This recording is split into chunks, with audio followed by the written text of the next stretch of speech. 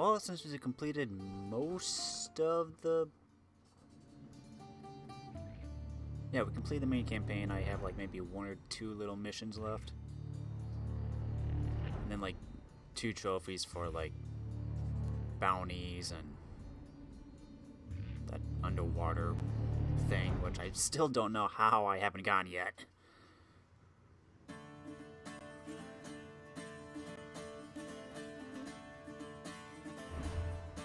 But I figured for this, we would take a look at the Discovery Tour.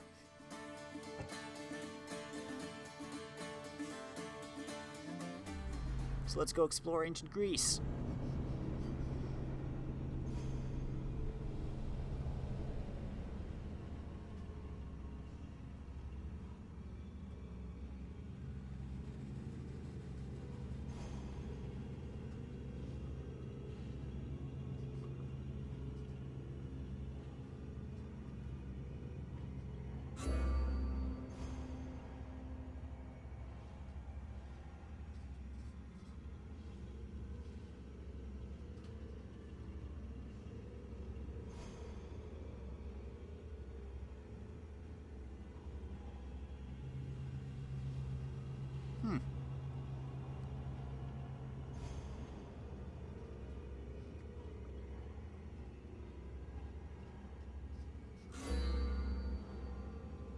Historical literature.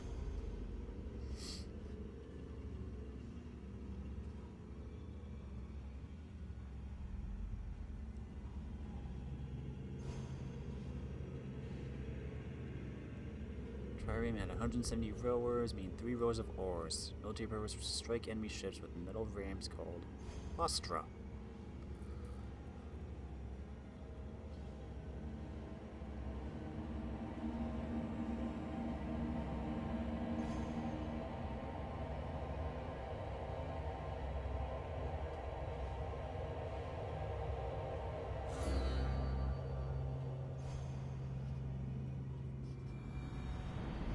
Okay, let's see what this version's like.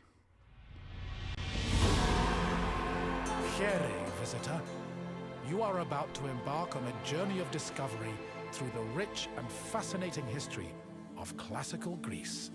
You'll become fully immersed in the painstakingly detailed world built for Assassin's Creed Odyssey, which you are free to explore at your own pace, without any danger or time pressure. For a directed experience, take one of the many guided tours curated by prominent historians and archaeologists. Along the way, exchange words with some of Greece's most famous historical persons. The classical Greece you are about to explore is at the peak of its glory. This period is synonymous with grand accomplishments of the physical and the mental. Architectural marvels which still stand today dot its landscape, while towering achievements in philosophy, political systems, and art still influence our modern society in profound ways. We hope you become engrossed in the dazzling riches of ancient Greece and welcome you to your visit.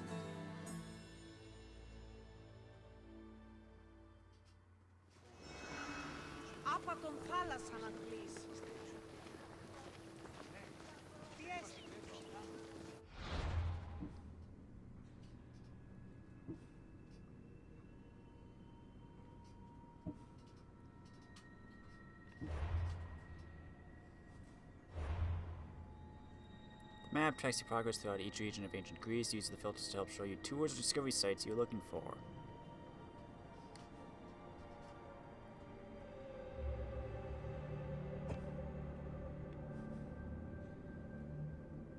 Wow.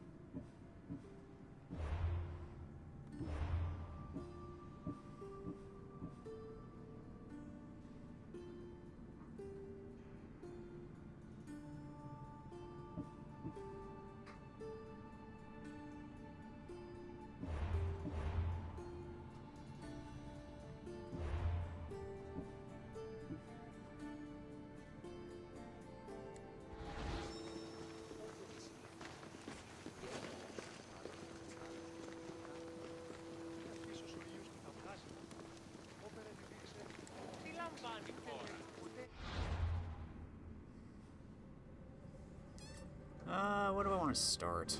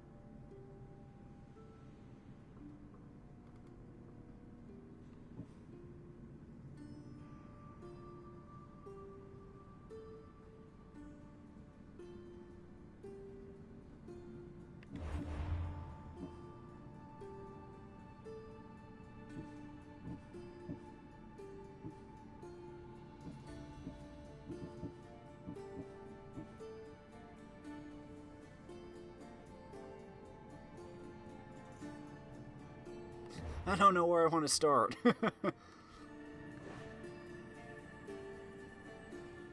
What the heck? Let's just do this one.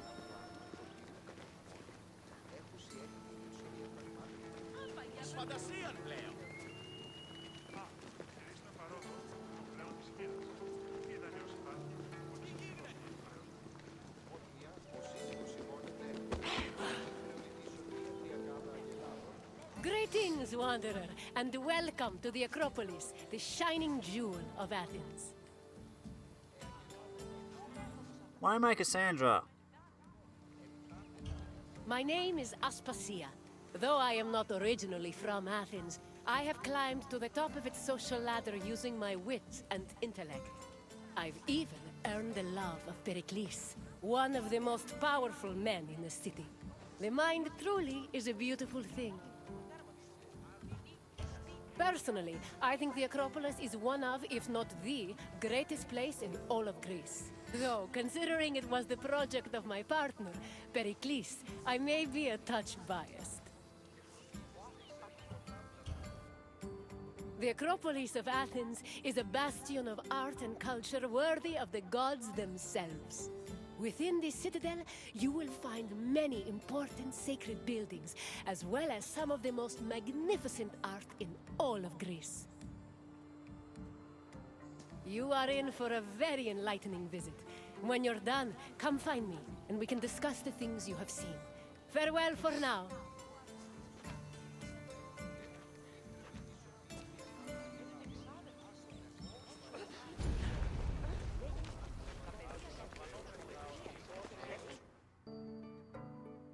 The Acropolis has gone through many changes in its long history. It began as a simple rock, was settled... It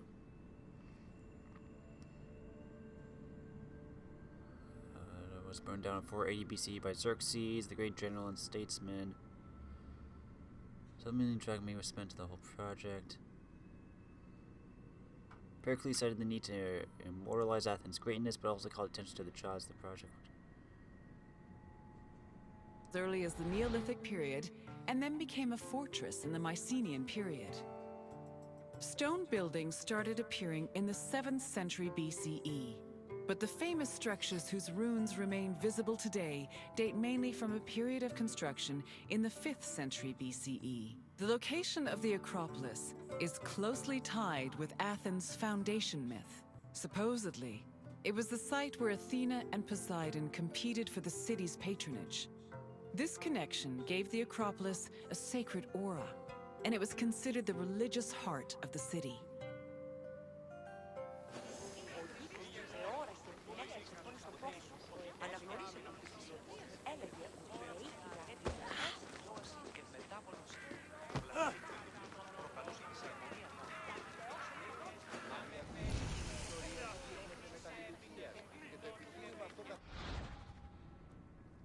The Propylae was the monumental gateway on the western side of the Acropolis, built between 437 and 432, under the supervision of either Phidias or Menecles. Part of Pericles' plan to adorn the Acropolis with magnificent monuments. Though it was not seen as a military structure, the Propylae was also used to restrict access to Athens' holiest site. Conceived as a spectacular construction of pentelic, white marble. Suspended in 431 due to the start of the Peloponnesian War and was never resumed. This means that out of a very ambitious project, only the main building was finished. Nevertheless, with its 5 gates and a ceiling painted with golden stars, it remained impressive. The gateway was also unique in that it mixed both Doric and Ionic columns, in addition to being reinforced with iron. The northern wing housed a 10.75 meter by 9 meter ritual dining room known as the Pinacotheke. According to Pausanias, the Pinacotheke was famous in antiquity for its paintings of Greek battles.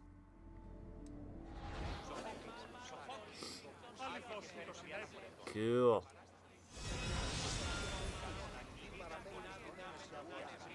New insights in the world even when you're not in a tour.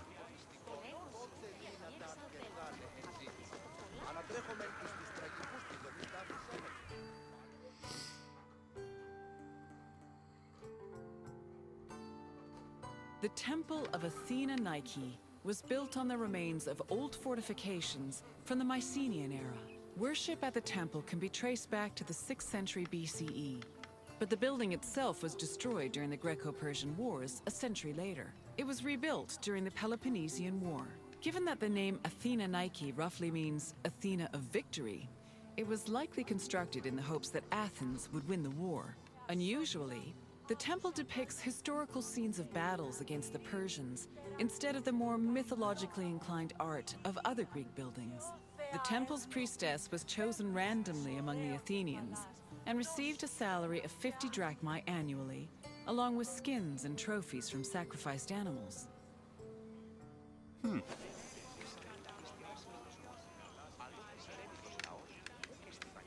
Cool.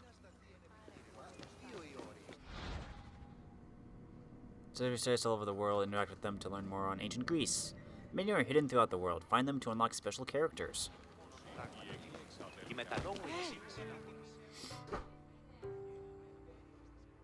The Acropolis was built up over a long period, due in no small part to its partial destruction during the Greco-Persian Wars. It was in the 5th century BCE, though, that the Acropolis received its most significant improvements. This period was an extremely prosperous time for Athens, both financially and culturally. With a booming economy bolstered by trade and the Lavrion silver mines, Pericles, the leader of Athens, financed a huge project to rebuild the citadel. He enlisted the help of renowned artists, like the sculptor Phidias, as well as the architects Iktinos and Callicrates. Together, they erected buildings like the Parthenon and the Propylaea Gateway. Pericles' goal was to make the Acropolis into a glorious monument to the gods and to mortal Athenians.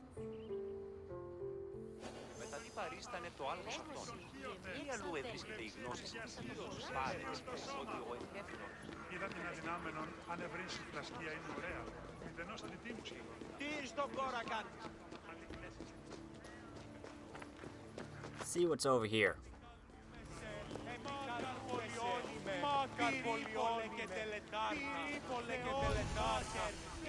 Artemis Brownia,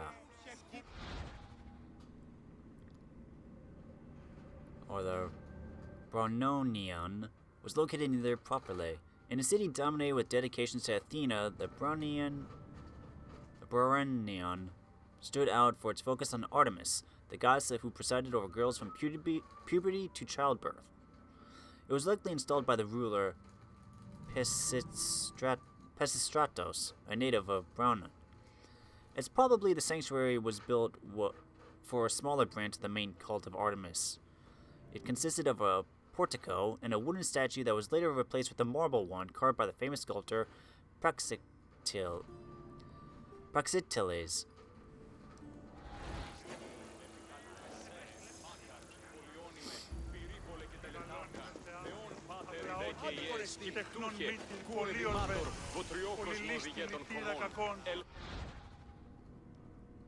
In many ancient texts, the goddess Athena bears the attribute ergane, which refers to her patronage of craftsmen and artisans and other crafts.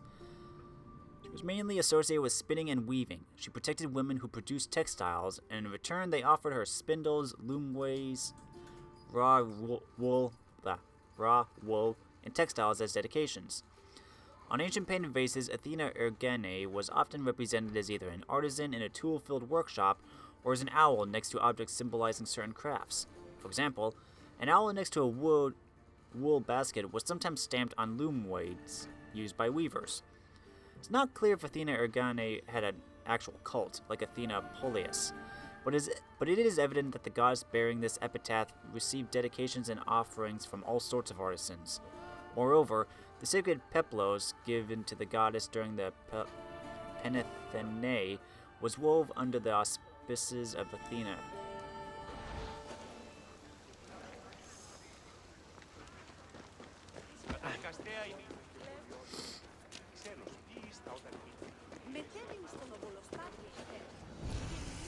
Priest House. In ancient Greece, priests and priestesses were either designated or elected from among citizens and clerical families. They performed sacred rituals on special occasions like festivals or when otherwise required. Priest houses are often linked with the priesthood, but priests did not actually live in them, preferring to stay at their own homes in the city's residential quarter. Instead, the main purpose of priest house was to provide priests with a space to carry out their rituals during specific days or in the religious calendar. Priest houses were considered too sacred for the mundane activities of daily life, and priests had to perform purification rituals, such as a period of chastity, before they were allowed to enter.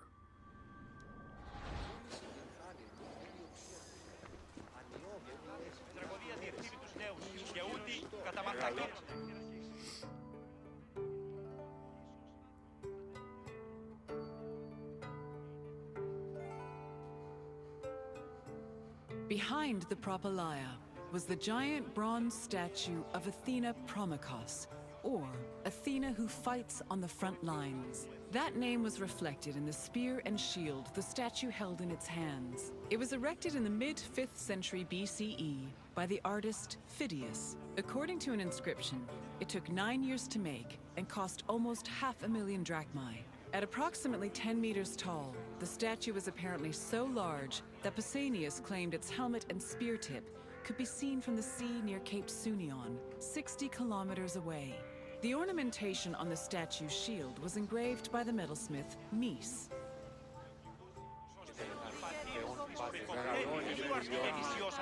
I climbed that.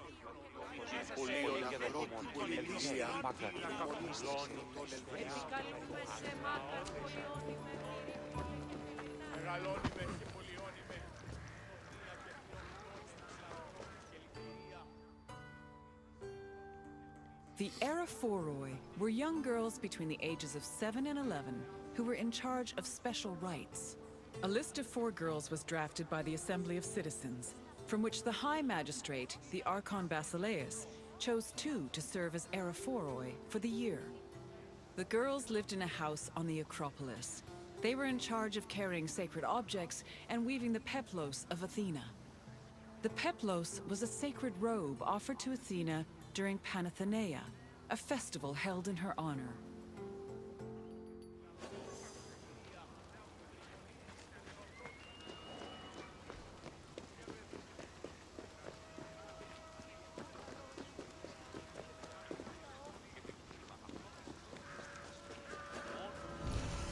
Olive Tree of Athena.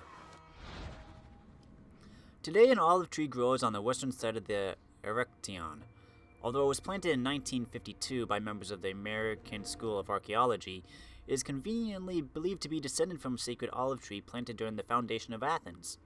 Myth says that when Athena and Poseidon competed to become the patron deity of the new city, they were required to bring gifts to its citizens.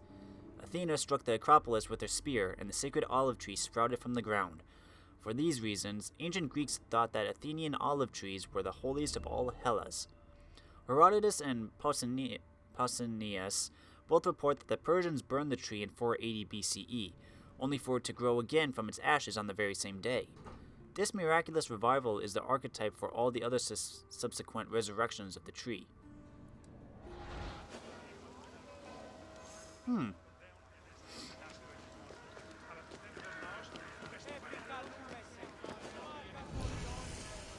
Erection. Okay, I'm probably not going to read all of these because some of them are really long. The main-shaped columns were inspired by the women of the Laconian town of Carrhae, near Sparta. Betrayed the Greeks by plotting with the Persians, and as a consequence for their crimes, the male population of the city was slaughtered while the women were enslaved, hence their depiction as burden-bearing pillars. Other more positive myths suggest the Caryatids were inspired by the tall and beautiful maidens of Carrhae, who were danced for the goddess Artemis.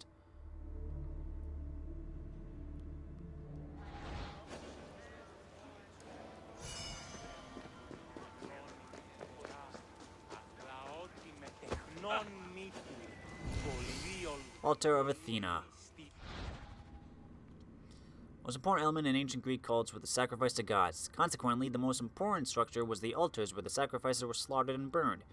Therefore, the great altar of Athena Polias, patron of Athens, was the holiest and most significant monument of the Acropolis. The exact location is unknown, but it seems that it was erected to the east of the Erechtheion, in the northern, more sacred part of the Acropolis. While other buildings were frequently dismantled and erected anew, the altar's position did not change for hundreds of years. In Pericles' time, the altar, built circa 525 BCE by the sons of the great tyrant Pisistratus, was probably remodeled as an impressive stepped structure so that it could easily host sacrifices as large as the Panathenea festival's hecatomb, which involved the slaughtering of 100 cattle, as implied by its name. Hecaton, 100, Bos, ox.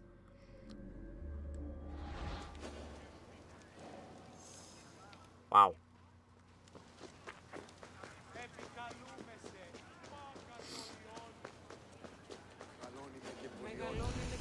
Priesthood. There was no professional qualification needed to become a priest or priestess. A wealthy family, luck, and, less often, the will of the public assembly was the only criteria that mattered. Many priesthoods stayed within the same families or clans for generations, as the appointment of priests outside the members of the clan was strictly prohibited. For example, in Athens, both the priestess of Athena Polias and Poseidon Erechtheos had to come from the Etebotidae.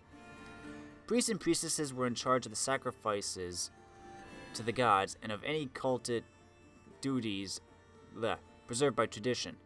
They also assisted political leaders and other citizens who wished to correctly perform public and private religious activities. Lastly, they presided over the affairs and resources of their assigned sanctuary. They were held in high esteem by their fellow citizens, and their political opinions carried a lot of weight in public debates. In certain cities, the annual priesthood of the main cult was even used as a way of measuring time. Priests and priestesses also received significant shares of the sacrifices they performed. Although priests generally enjoyed the same freedoms and rights as citizens, like that of living at their own homes, they also had to follow restrictive rules. Besides more general requirements such as fasting and undergoing a period of chastity before certain rituals, there were also strange restrictions. For example, in Attica, the priestesses of Athena Polias were not allowed to eat cheese. Huh.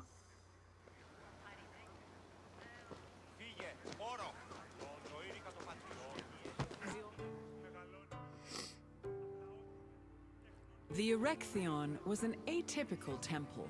It was dedicated not only to Athena Polias, but also to Cecrops, the mythical founder of Athens, his son Erechtheos, and even Poseidon, the sea god who challenged Athena for possession of the city.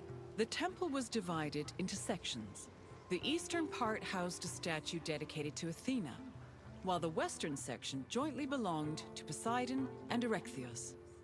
Meanwhile, King Cecrops' grave was believed to be under the Caryatid porch.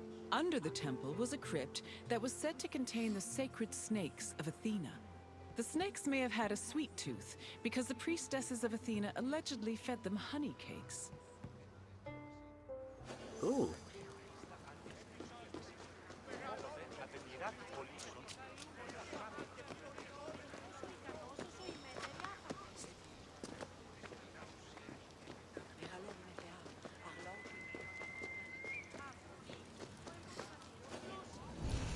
Sanctuary of Zeus Polios.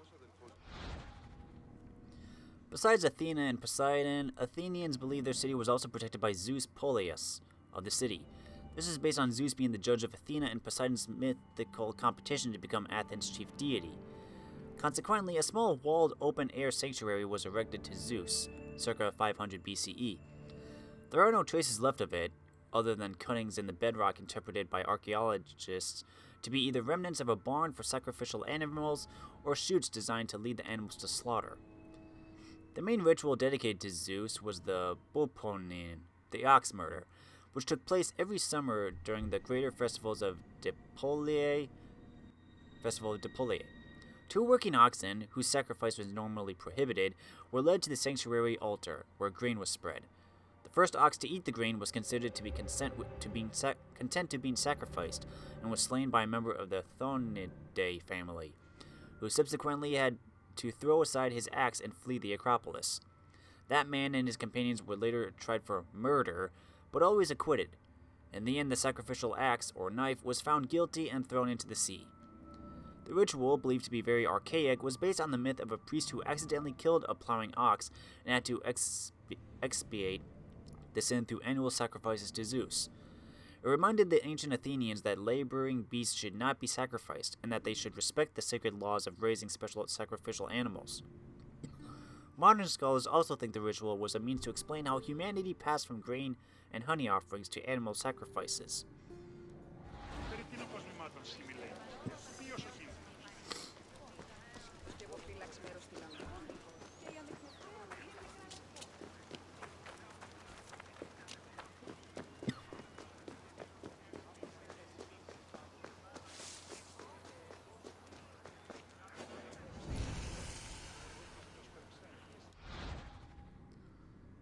The easternmost building in the Acropolis was the open-air walled sanctuary Pandion, built 450 BCE. Pandion was a mythical Athenian hero invented in order to explain the beginnings of old rituals dedicated to certain gods, in this case, Zeus. He was probably credited with being the first to perform the rites of Pandia, a festival believed to have been dedicated to Zeus. The sanctuary housed his statue and served as a Heroon, or hero shrine.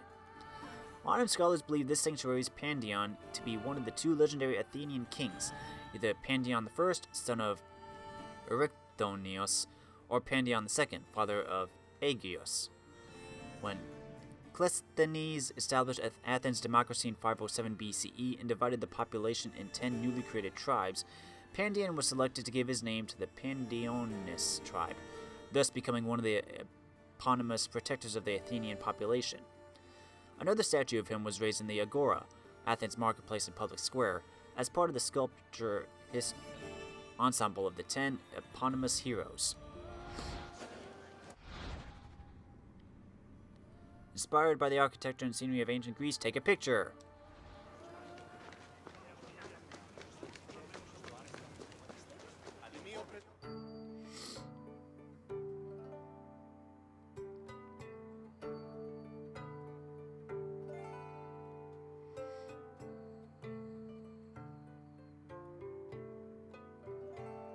The Parthenon is one of the most well-known buildings in the world, and an enduring symbol of ancient Greek civilization. While it is located on the Acropolis, the building is not a traditional temple. It was built by the sculptor Phidias and the architects Callicrates and Ictinus as a great monument to the glory of the city of Athens. That glory is evident in its many carvings. One of the most carved monuments in Greek architecture, the Parthenon's decorations depict several mythological scenes. These include the birth of Athena, her fight against Poseidon for the patronage of Athens, the gods' battle with the giants, and the procession of the great Panathenaea.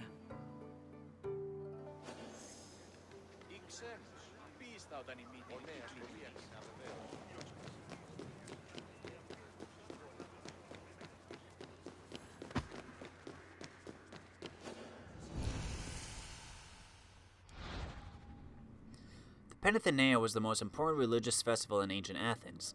It was held each year at the end of July and beginning of August. Every 4 years, the festival was celebrated on an ever greater scale. This is known as the Great Panathenaea.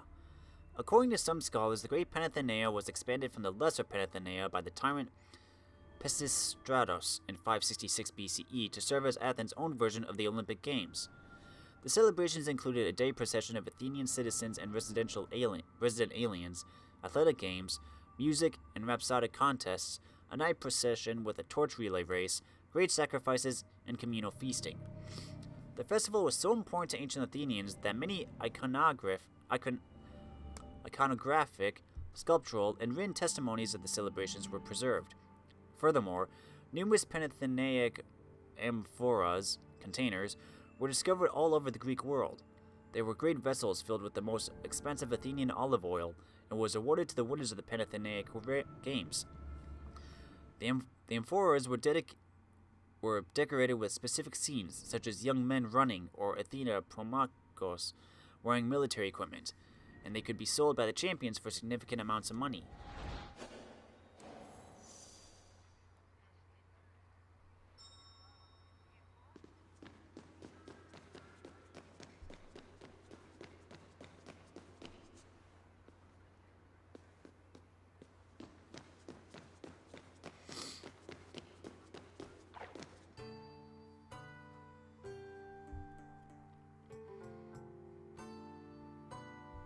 The Parthenon's inner chamber, or cella, contained a massive statue of Athena that was considered to be one of the sculptor Phidias's greatest masterpieces. The statue was chryselephantine, a combination of gold and ivory. To justify the steep cost of its construction, Pericles told Athenians that the statue was a gold reserve, which could be disassembled in times of economic distress. The cella also allegedly contained a pool, whose main purpose was to control the room's humidity, which helped preserve the statue's ivory.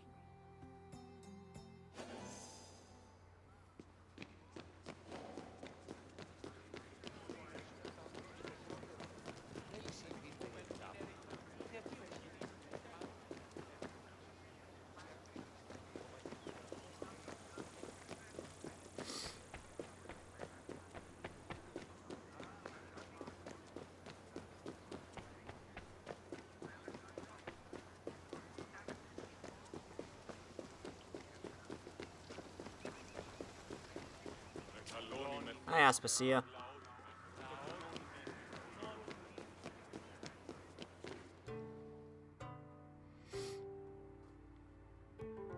Athens' treasury was located in the Parthenon, where it was believed to be protected by Athena herself. The treasury contained objects of great value, acquired from different conquests, as well as a mass of minted silver coins and various offerings to Athena. Pericles also decided to move the entirety of the Delian League's treasure to the Parthenon in 454 BCE. This was a great testament to Athens' power over the rest of Greece. The riches were divided into two parts, the Demosia, which belonged to the city, and the Hiera Cremata, which was dedicated to the goddess and only used for religious purposes.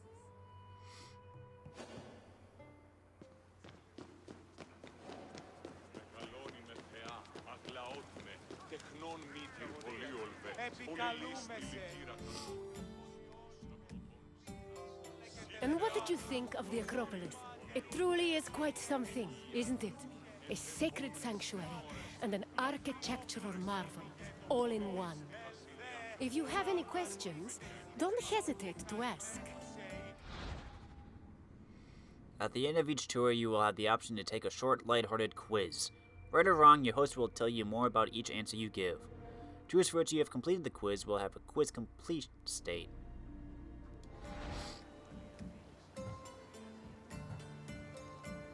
You're confident enough for a test? Very well. Let us see how much you know. Which two gods competed for Athens' patronage? Correct. It was Poseidon and Athena who fought for Athens' patronage. As for who won, the answer is in the city's name. On to the next question. Who sculpted the statue of Athena in the Parthenon? Correct. The renowned sculptor Phidias made the statue, which was considered one of his masterpieces. And now, the final question. Which king's tomb was believed to be under the Caryatid porch?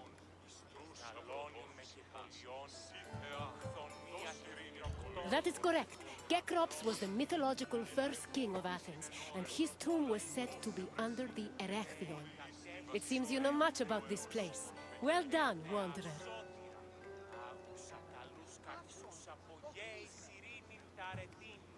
Yeah, let's do suggested. Very well. On to the next door. Where are we going?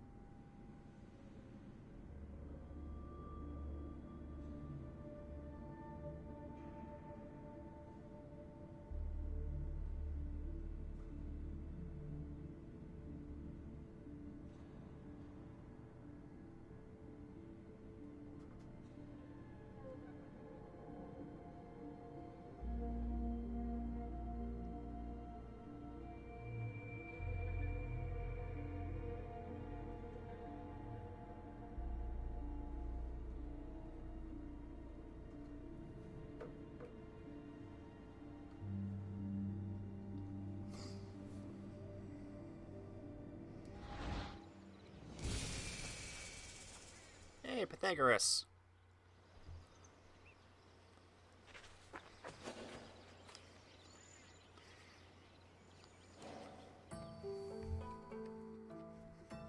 Welcome, traveler, to the ruins of Mykine. My name is Herodotus, and I am a traveler from Hyrcanassus. I retrace the cause of various events, such as wars and great calamities. I describe what I see and record what I'm told, all with the aim of providing a better understanding of why these things occur. Look for me to introduce you to many sites. It is humbling to stand in the remnants of such a great civilization. Looking at these ruins, I am reminded that the past is never as far behind us as we think. These are the ruins of Mykine, center of the old Mykenean civilization. It was home to great warriors and heroes. In many ways, places like Athens and Sparta stand on the shoulders of its accomplishments. This tour will take you through its ruins and introduce you to its most important monuments, revealing its history in the process. I hope you enjoy yourself. I'll be waiting for you at the end of your visit.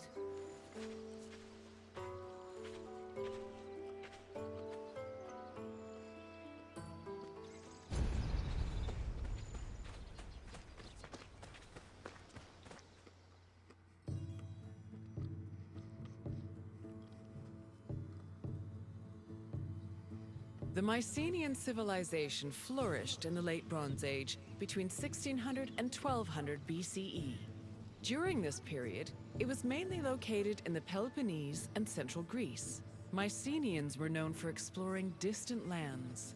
Notably, they battled the Hittite allied city of Walusa in a conflict that was believed to be the inspiration for Homer's Trojan War. But the Mycenaean people didn't only travel to fight. They learned much from their neighbors, the Minoans of Crete, such as how to write syllabic script on clay tablets. Such tablets provide evidence that Mycenaeans spoke an early form of Greek. They also tell of how great Mycenaean kings ruled over their warriors from opulent palaces in places like Mycenae, Thebes, and Knossos.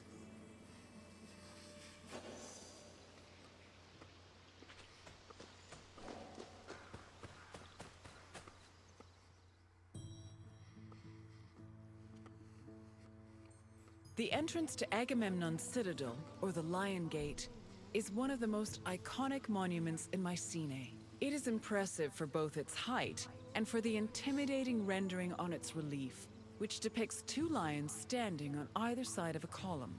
Unfortunately, the lions' heads, which were presumably made of a precious metal or higher quality stone, have been lost to time. The gate was most likely meant to greet a triumphant king returning home from successful military campaigns and to awe foreign visitors.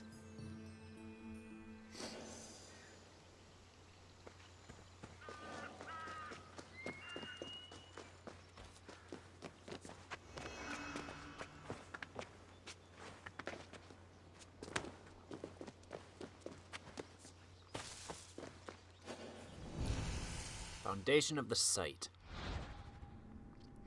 Several legends regarding the founding of Mycenae, the most popular involving Perseus, the great hero and slayer of Medusa. After Perseus unintentionally killed his grandfather, he exchanged realms with his relative Megapenthes. When he arrived in his new lands, he dropped the cap of his sword scabbard, called Mysis in Greek. Interpreting the event as a good omen, Perseus decided to build a city. In another version, Perseus picked up a mushroom, also called Mysis, and drank the water that flowed from it. With his thirst quenched, the hero dedicated the land from which the mushroom grew was a suitable place to establish his new capital.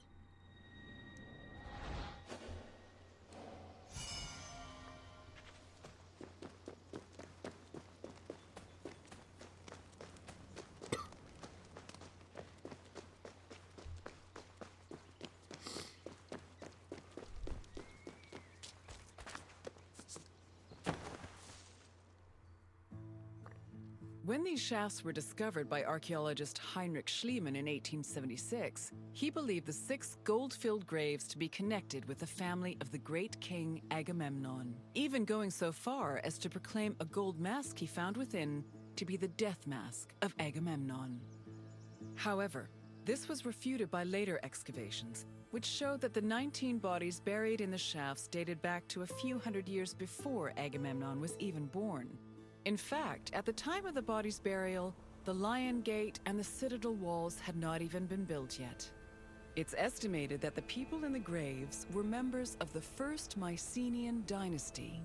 The graves later became a place of worship for Mycenaean kings, who raised walls to protect them.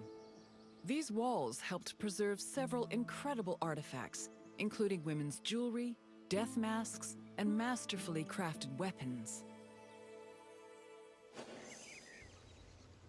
Cool.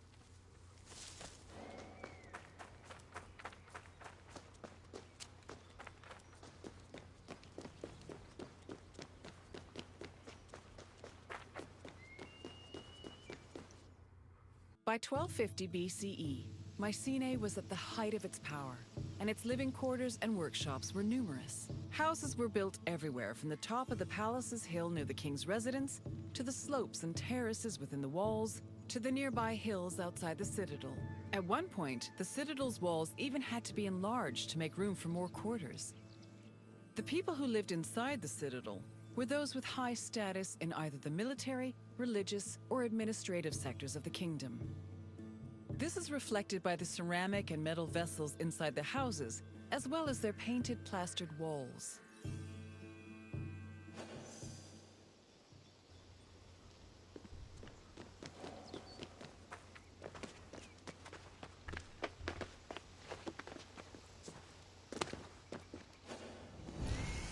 Decline of Mycenae. The exact causes of the decline of Mycenaean civilization remains a mystery to this day. Competing theories include a violent invasion by barbarous Dorians, catastrophic earthquakes, drought and famine, trade disruption, internal revolts, or combinations of 2 or more of the above. What is known for sure is that almost all important Mycenaean fortifications in mainland Greece were burned down between 1250 and 1180 BCE, just when Mycenaean civilizations had reached its apex. The last clay tablets written in Pylos around 1180 BCE claim that a foreign attack was imminent, so it's easy to assume that violent events played a significant role in the civilization's decline. The fall of Mycenae was not immediate, Instead, it endured a slow, painful decline throughout the 12th and 11th centuries BCE until it was reduced to a rural community.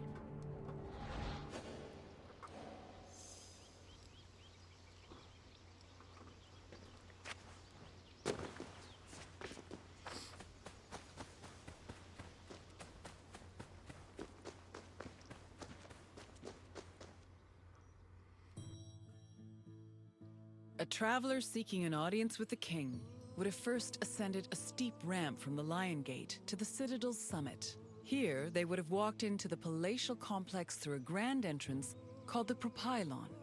Once inside, their gaze would immediately be drawn to the palace's main hall, a monumental area known as the Megaron. The vividly decorated Megaron, which glittered with precious objects and colorful frescoes in its heyday, was where the king would have received the traveler. If the king was feeling generous, he would have shared with the visitor the palace's most marvelous feature, its commanding and majestic view, which stretched from the plain of Argolis to the gleaming Aegean Sea.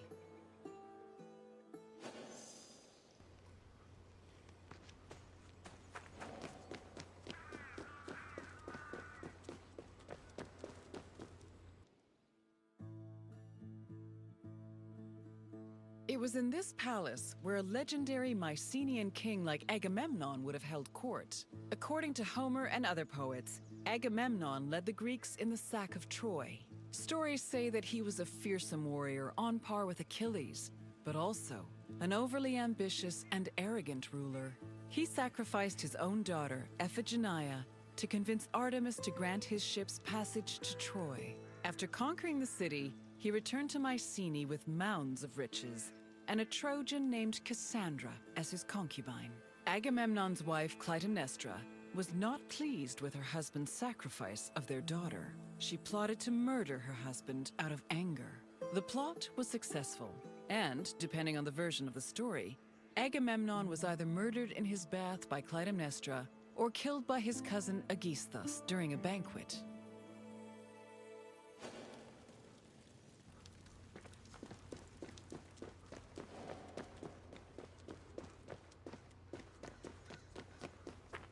Quiz time!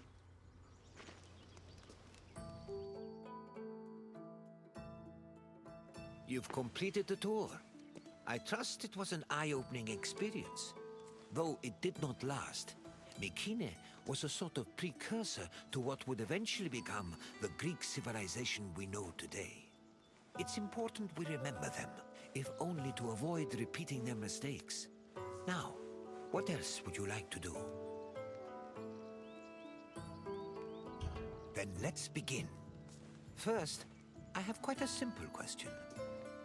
Which ancient city may have been the inspiration for Homer's depiction of Troy?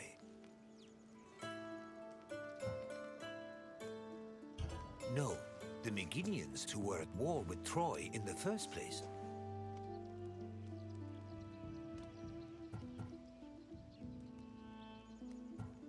Knossos was the supposed site of the legendary Minotaur, but it did not inspire Troy, although I am certain the Trojans wished they had a Minotaur on their side during the war. Either way, try again. Thebes played an important role in the tragedy of Oedipus, but it was not the basis for Troy. Keep trying. Yes, the Mycenaeans' conflict with the city of Wilusa allegedly inspired Homer's Trojan War. Now, for the second question. Agamemnon sacrificed his daughter Iphigenia to convince which god to allow him to proceed to Troy?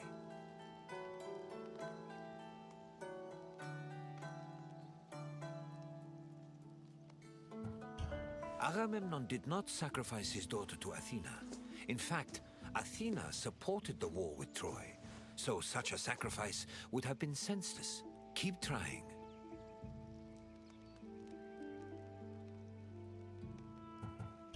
True, Ares was the god of war, but Agamemnon did not sacrifice his daughter to him.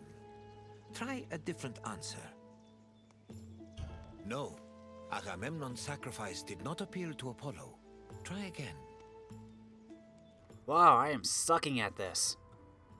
Yes, Agamemnon sacrificed Iphigenia to reconcile with Artemis, who then allowed his ships to pass to Troy. Now, one last question. What was the name of Agamemnon's Trojan concubine?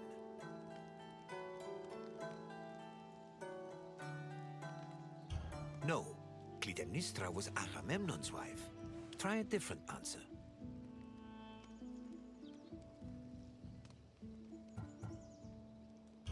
Correct.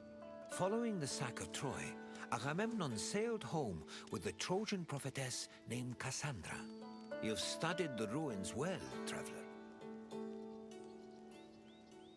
I don't know, my answers are to be debated. I appreciate your desire for more knowledge. Let us continue.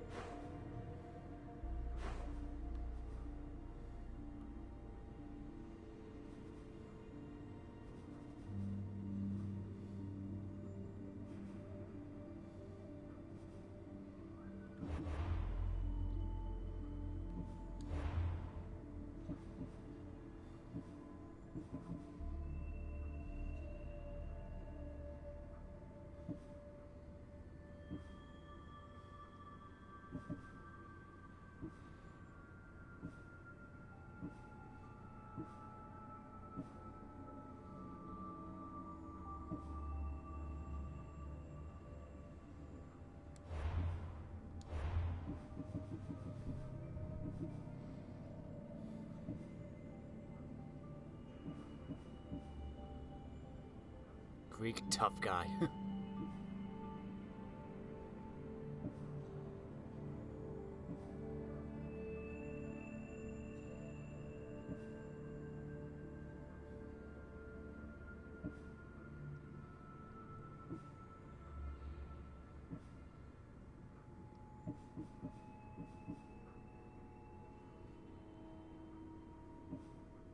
Sophocles.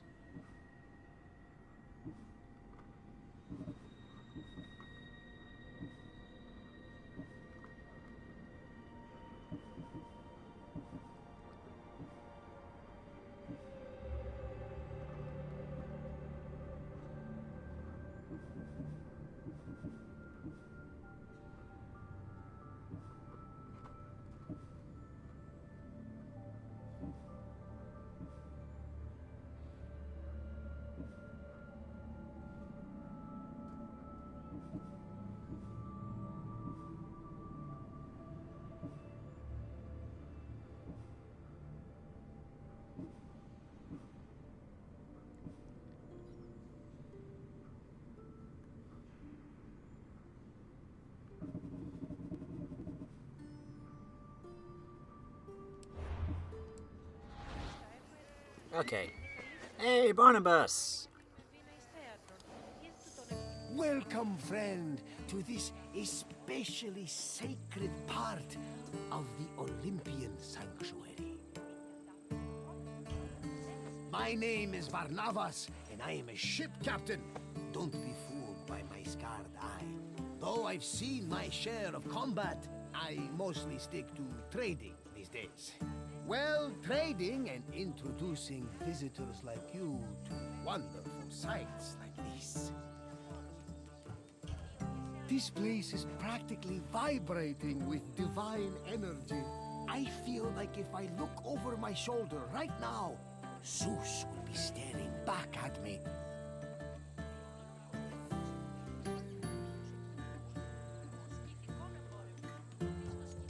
The sanctuary of Olympia was dedicated to Zeus, king of the gods.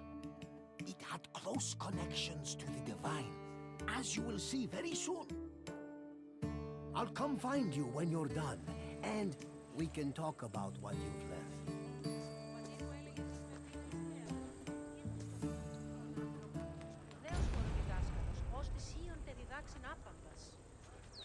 Okie doke.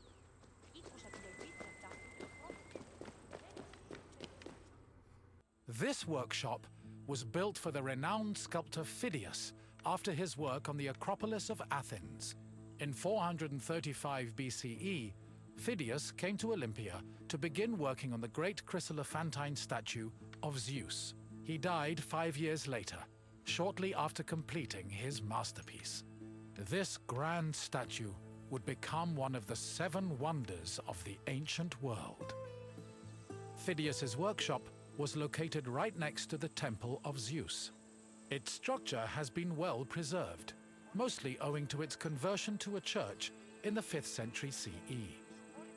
Archaeologists have also discovered lots of ancient materials in the surrounding area, such as casting molds and sculpting tools. The most famous artifact, however, is a cup bearing an inscription that aggressively states, "I belong to Phidias." Huh. You must really like that cup.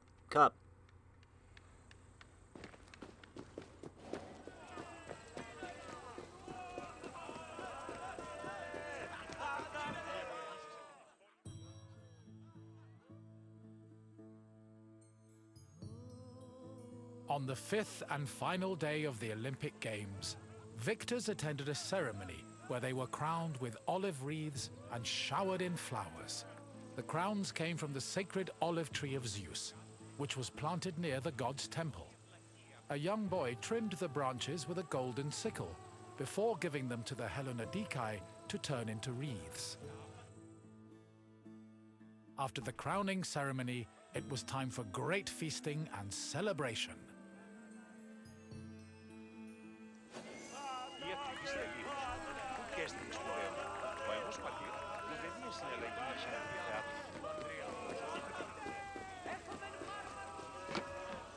Excuse me.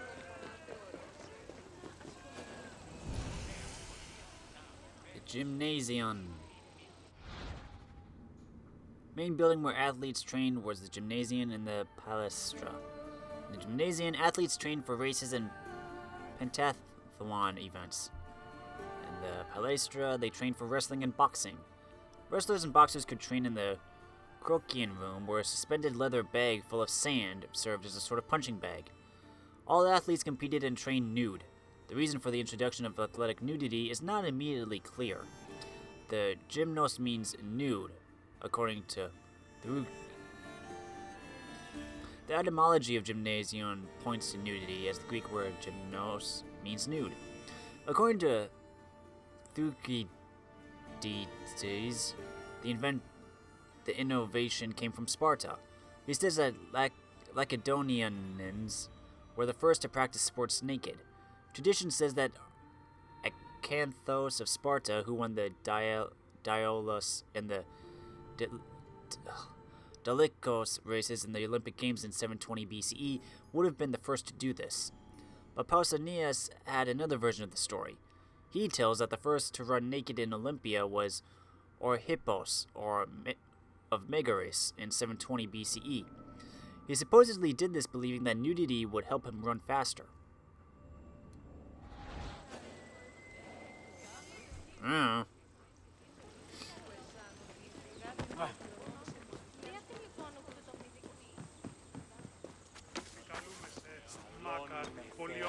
περίπολε και τελετάρχα, Θεόν Πάτερ Ιβέ και Ιε, σκηπούχε,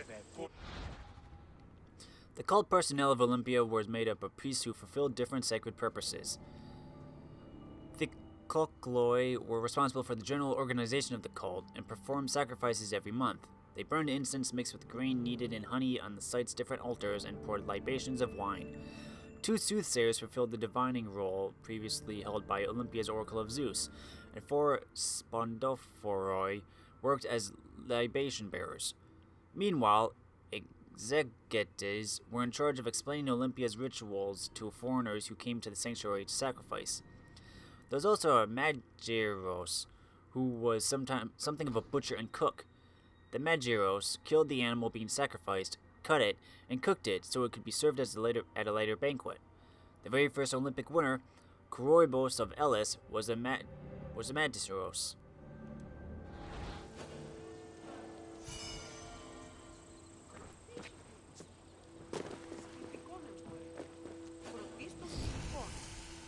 Legendary victors.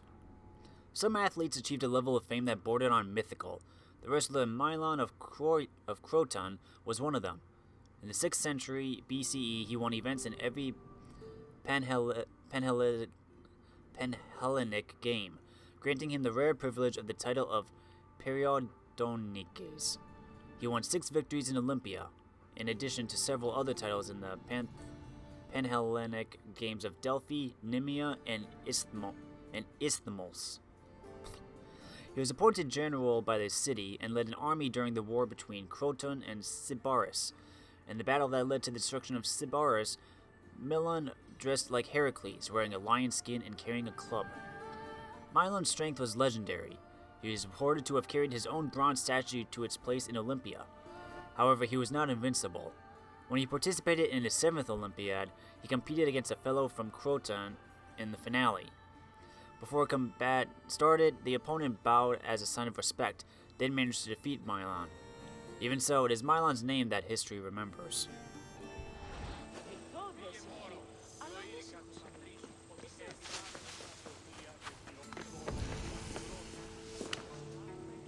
It is dedicated...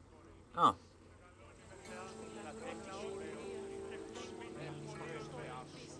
Pelopian.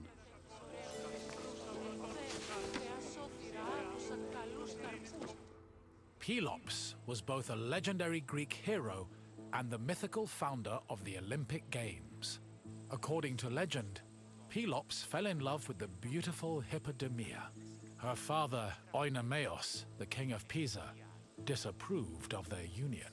Having once heard a prophecy that he would be killed by his son-in-law, Oinomaos was known to challenge his daughter's suitors to chariot races, killing them when he won. Still, Pelops was determined to win Hippodamia's heart. Before the race, he enlisted the help of Poseidon, who gave him a golden chariot with 4 winged horses. Pelops was able to win both the race and the hand of his beloved, while Oinomaos was dragged to death by his horses. The start of this famous race was depicted on the eastern pediment of the Temple of Zeus.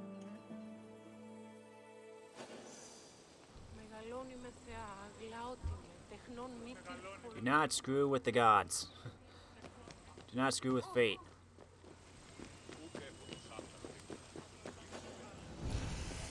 Heroic cults. Ancient Greek heroes were viewed as intermediates between gods and men. Consequently, hero cults were a distinctive feature of Greek religion. Most heroes originated from heroic epics such as Pelops and Olympia, but this quality was not always necessary. For example, Erechtheus of Athens had a local hero cult without ties to an epic. On some occasions, extraordinary humans, such as the founders of cities, could also become the objects of a cult, like Brasidas and Amphibolus. Hero shrines, or herones, were often constructed around the hero's real or suspected tombs. One exception among hero cults was the cult of Heracles.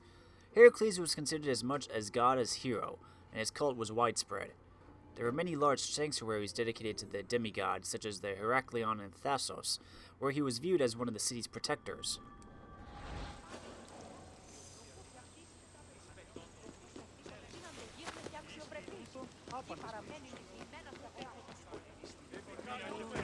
Πολύ λαμπρός και εμπειρία. Λιμονίτης και φροντών ελπίδες.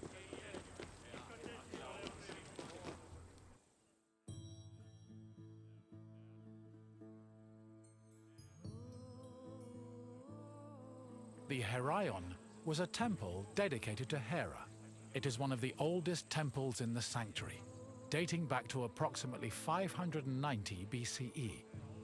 The structure included columns painted with images of women who won the Heraia, an athletic competition made up of running events.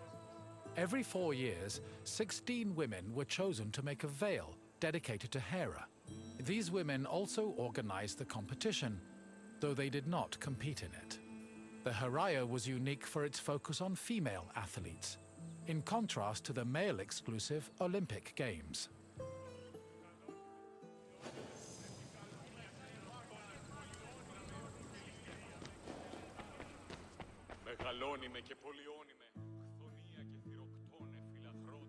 Hera was the goddess of women, marriage, family, and childbirth. She ruled Mount Olympus as Queen of the Gods, along with her husband and brother Zeus. Many mythological stories paint her as being annoyed at Zeus's many lovers and illegitimate offspring. In Greek art, Hera is usually depicted as matronly and regal, often wearing a crown or sitting on a throne. She is also sometimes seen holding a pomegranate, a symbol of both fertility and death. Hera's cult was very popular across Greece, and Olympia even minted her image on its coinage.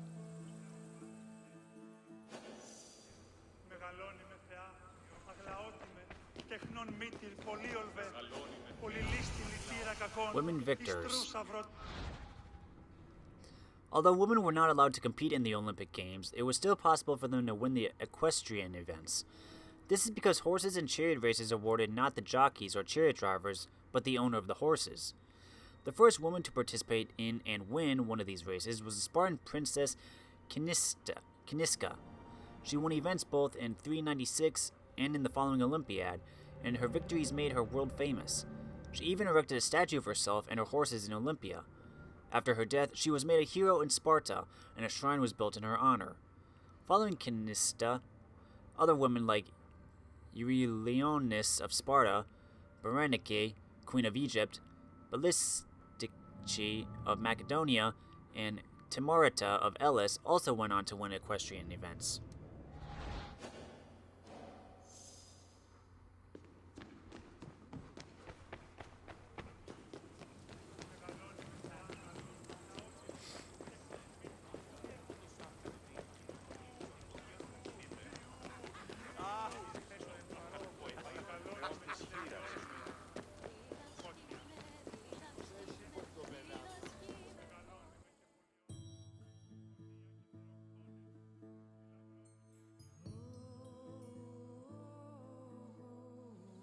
One of the highlights of the Olympic Games was a ceremony that took place on the third day of the festival. It began with a procession of athletes, ambassadors, Hellenodikai, and animals. The group made their way around the Altis until they arrived at the Temple of Zeus. Then the animals were brought in front of the altar of Zeus and offered as a sacrifice.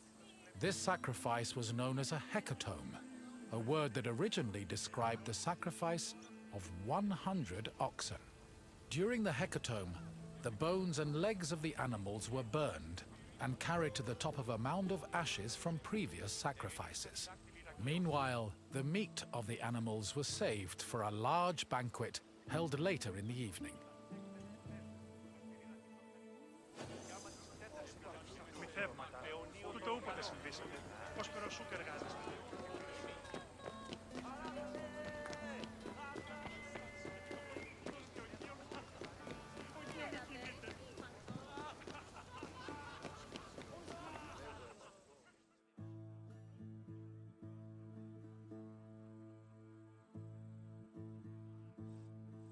The Olympic Games were dedicated to Zeus, and all the ceremonies and events were hosted in his honor. It is no surprise that the largest temple in the sanctuary was the Temple of Zeus.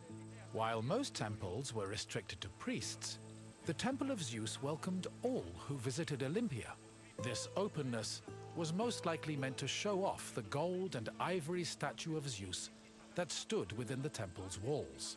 The building also featured art depicting both versions of the Olympic festival's founding myth. The eastern pediment showed a scene from the legendary race between Pelops and Oinomaos. The temple's metapiece, meanwhile, showed the 12 labors of Heracles, the other mythical founder of the games.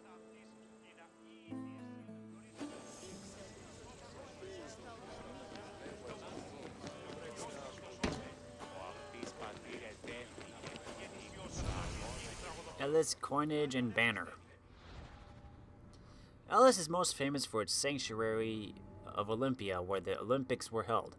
The main divinity of the sanctuary was Zeus. Its main temple was dedicated to him, and housed the famous golden ivory statue of Zeus made by Phidias. Zeus was known as the king of gods and god of thunder. One of his attributes was the thunderbolt, which was given to him by the Cyclopses. The coinage of Elis is associated with Olympia, and Zeus is often depicted on the coins. They sometimes feature a head of Zeus, but he's also commonly represented by his thunderbolt, which served as the model for the region's banner, or his signifying animal, the eagle.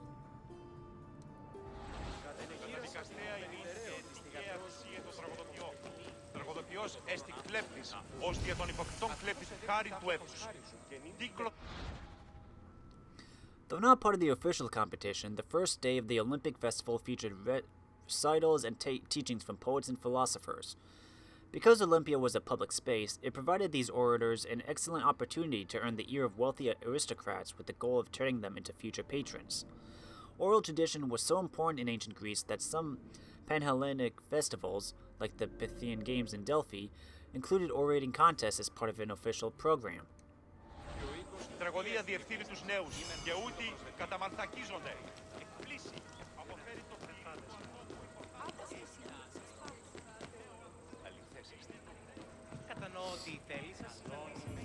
Hey, Zeus.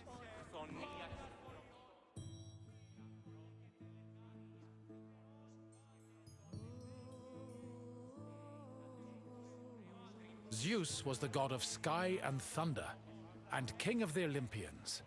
He ruled the world from his home on Mount Olympus.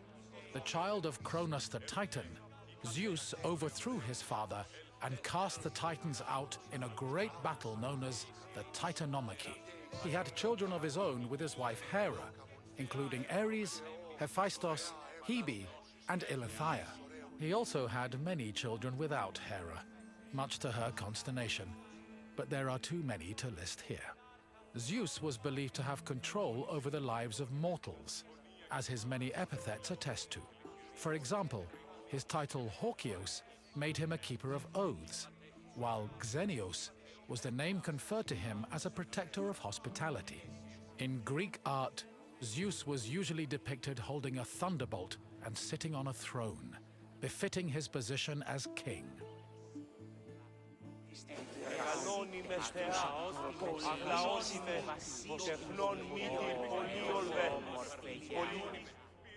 The Temple of Zeus was home to the chryselephantine statue of Zeus, one of the 7 wonders of the ancient world. The statue, made of gold, ivory, and wood, was sculpted by the renowned artist Phidias. At 13 meters tall, it was as impressive looking as it was difficult to maintain. Oil was used to protect the wood and ivory from cracking, and to prevent general decay. While the statue does not exist today, it was thankfully described by Pausanias in great detail, so its legacy lives on.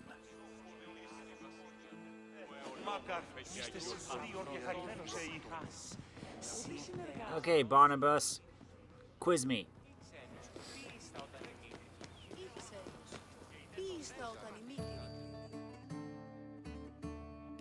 Hello again! I hope you enjoyed your visit and feel a little bit closer to the gods. Well, as close as a mortal can get. Is there anything else you'd like to do? Excellent! Let's see what you remember. Your first question is a simple one. Which goddess was Zeus's wife? Correct! Not only was Ida Zeus's wife, she was his sister as well. But let's move on to the next question.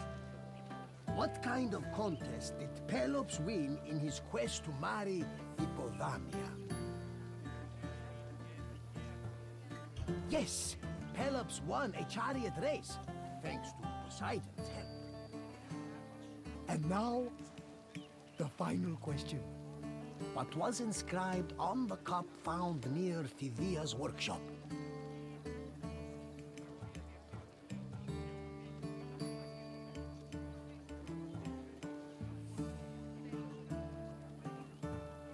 Correct! Apparently, Phidias was very possessive of his things. Perhaps someone from the sanctuary kept stealing them. But I'm getting off track. Excellent work, friend! You honor the gods with your great wisdom. Of course! Follow me, my friend! Hello again! I hope you enjoyed your visit and feel a little bit closer to the gods. Well, as close as a mortal can get. Is there anything else you'd like to do? Didn't we just do this? Excellent! Let's see what you remember. Your first question is a simple one. Which goddess was Zeus's wife? Correct! Not only was it... What kind of contest did... Yes! Pelops won. And now, what was inscribed on the cup found near Phidea? Correct! But I'm getting off track. Excellent work, friend! Of course! Follow me, my friend!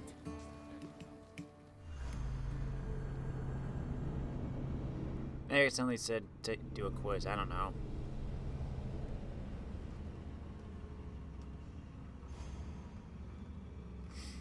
Who are we gonna get as a tour guide next?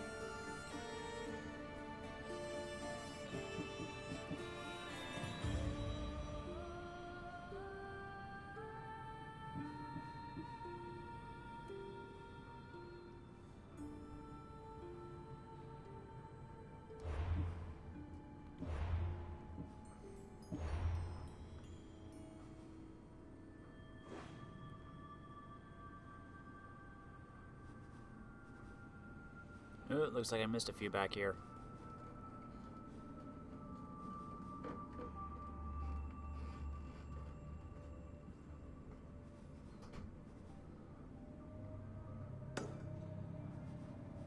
Agora.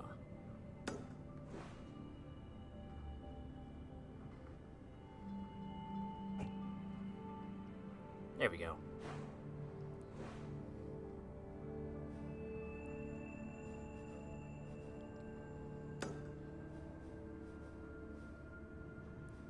Let's go pick these up first.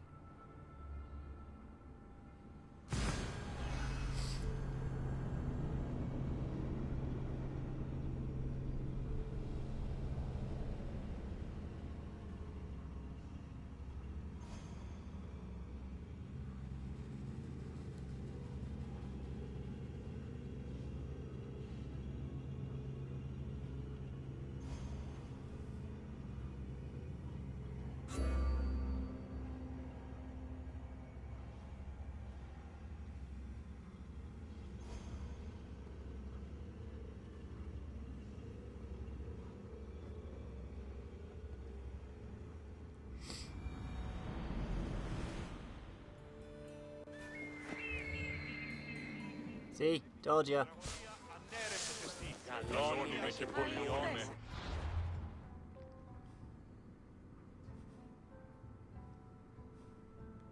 Why is this one glowing?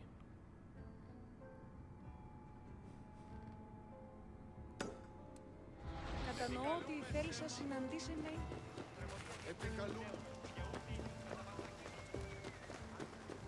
Και ο ύμνος ή εκ του πατρός...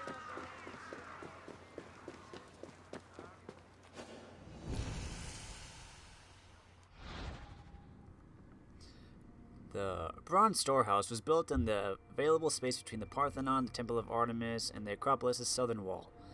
Used as a storehouse for the bronze and iron items of Athens' treasury, either on 450 during the reform of the First Delian League or in the 370s, when Athenian imperial ambitions were once again on the rise after recovery from their defeat in the Peloponnesian War.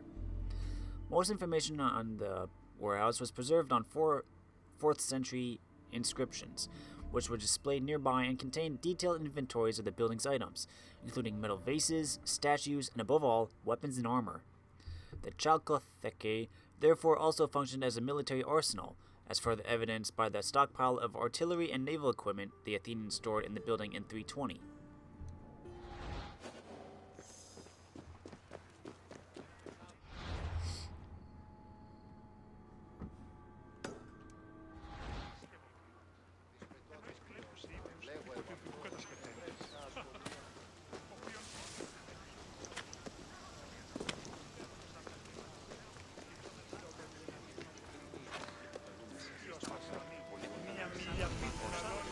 The invasion of Attica. In the aftermath of the Battle of Thermopylae, the Athenian authorities announced it was up to the city's own population to protect their families from the oncoming Persian threat. Athens' people scattered to Salamis, Aegina, and Argolis, and it's said that even the sacred snakes that protected the Acropolis fled the city.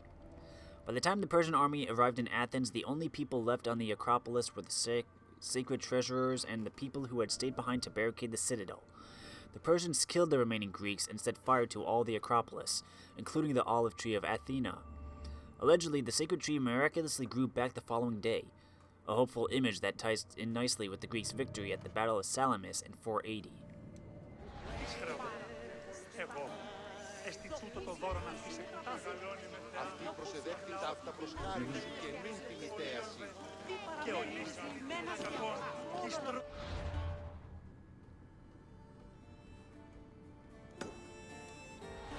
Το παραδείγμα των έργων αυτού είναι άδικο.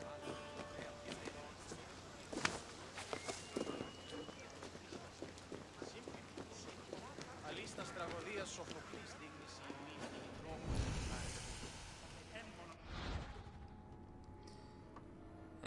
The basic version of the story states that half the man, half serpent, Kekrops, the first king of a newly founded city in Attica, needed the location to have a patron deity. Poseidon was the first to apply and struck the rock in the Acropolis with his trident, turning it into a salty spring he offered to Kekrops' subjects as a gift in later versions, the spring is replaced by a horse, Poseidon's favorite creature. Athena struck the rock as well, and an olive tree sprouted from the ground. Depending on the version, either Kekrops or a divine jury ruled that Athena's gift was more precious, and so she became the patron goddess of the city that was henceforth known as Athens. The salty spring and the olive tree, which were both visible on the Acropolis, were seen as symbols of seafaring and agriculture, respectively. The earliest versions of the myth, devised by landed elites, favored Athena and depicted Poseidon as a vengeful ruffian who flitted part of Attica after he had lost. However, after the naval battle of Salamis in 480 and the creation of Athens' maritime empire, The sea-minded Athenian democracy elaborated a new version of the myth, where the two gods are reconciled. Reconciliation was reflected in the building of the Erechtheion, which was dedicated both to Athena, Polias of the city, and to Poseidon.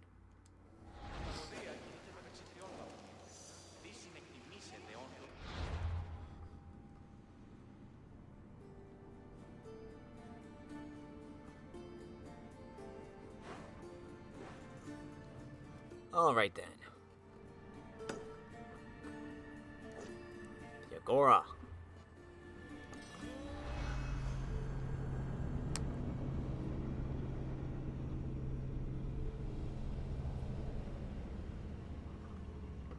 Winner, winner, chicken dinner.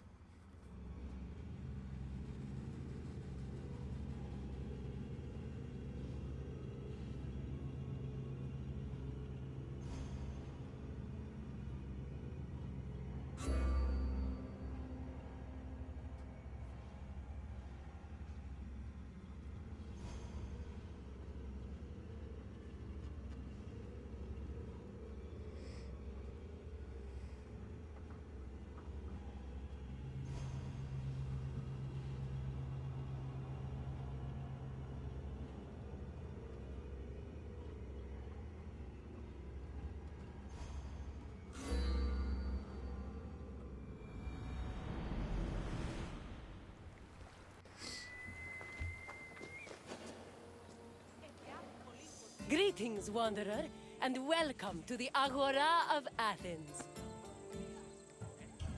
I love this Agora. Where else could you find a common fish merchant and an extravagant jewelry seller within a few feet of each other? It's that kind of variety that makes city life so rich and exciting. The Agora is the beating heart of any Greek city. It is a place where all types of people may gather, from citizens and foreigners to magistrates and philosophers. All manner of business is conducted here, including political meetings, legal proceedings, and trade. When you finish exploring, come find me, and we can talk more. See you soon, wanderer.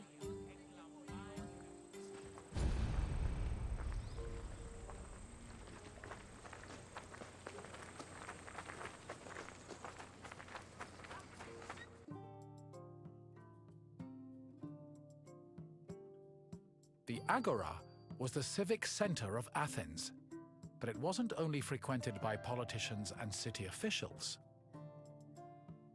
The area housed a market where people could purchase food and other goods from merchants. It was also frequented by philosophers, who used the public space to establish schools and pass on their teachings to students. Religion had its place as well. Temples dedicated to Hephaestus and Apollo were located in the Agora, along with the altar of the 12 gods and the monument of the eponymous heroes.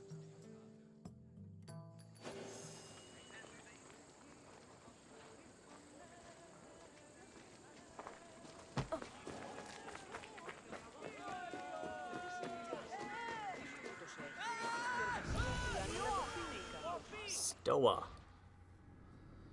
The Stoa of Zeus, I'm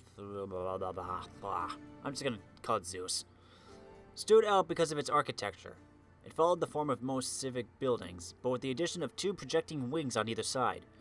On top of each of these wings were a Crotion of Nike, the goddess of victory. The cult of Zeus, the Zeus of freedom, was established after the Battle of Plataea in 479, the Greek victory that ended the Second Persian invasion. The Stoa was built in the latter half of the 5th century. According to Pausanias, the shields of those who died fighting for the liberty of Athens were prominently displayed on the monument.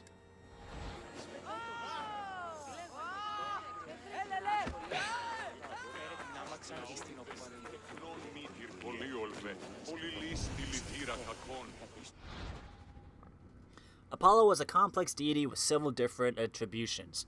He was the god of art, music and poetry, light and knowledge, prophecies, and medical healing.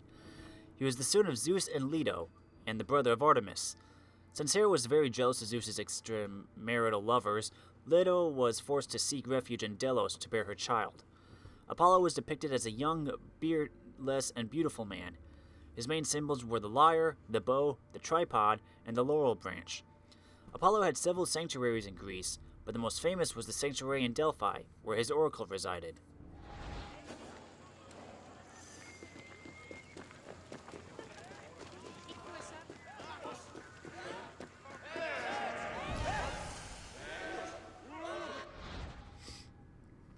Bills passed by the Prytaneus had to be submitted to the citizen assembly, the ecclesia. The bulle and the ecclesia worked together in coordinating and calling the assembly. When laws were voted on, they sent the relative decrees to the city's magistrates and inhabitants. They were the link between decisions made in the assembly and their implementation. The bulle also supervised other matters like city finances, magistrate coordination, sacred affairs, etc.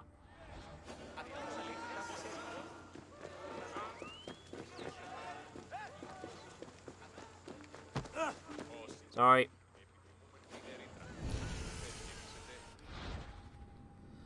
Theseus is a hero linked with the mythological origins of Athens. He was responsible for the political unification of Attica, and as such was considered a symbol of Athenian democracy.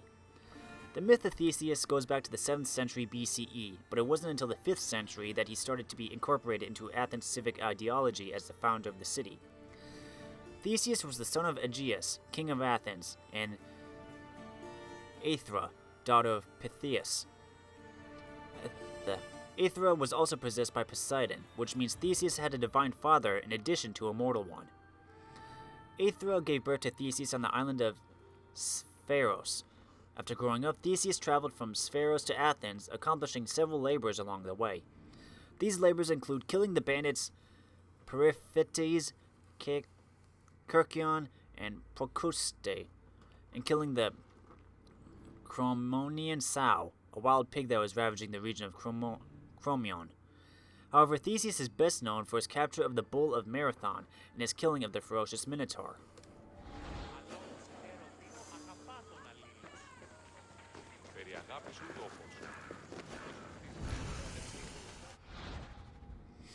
The monument of the eponymous heroes was built in honor of the heroes from whom the 10 founding tribes of Athens took their names.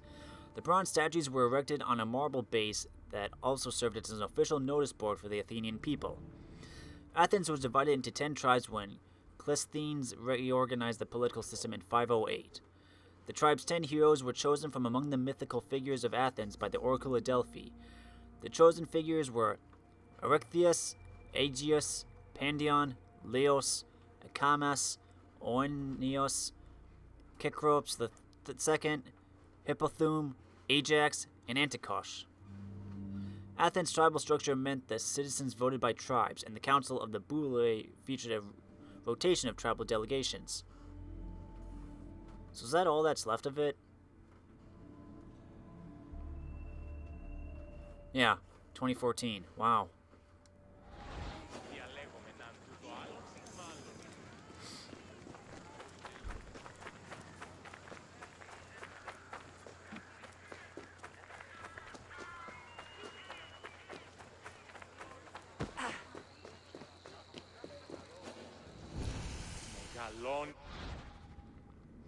This altar, dedicated to the 12 gods, seemed to have served as both a place of refuge and a topographical point of reference.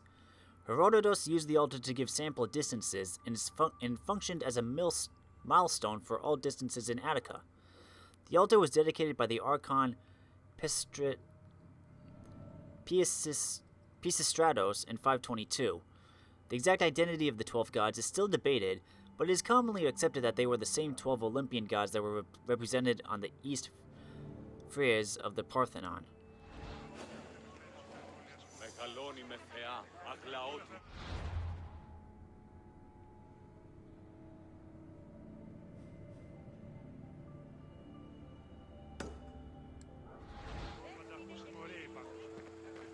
Let's take care of these first.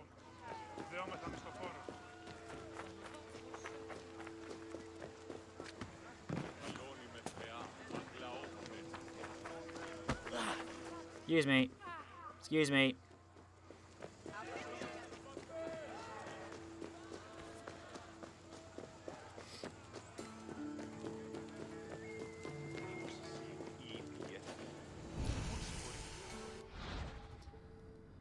In the precinct of the Hephaestion, excavators have discovered archaeological traces of the Garden of Hephaestus.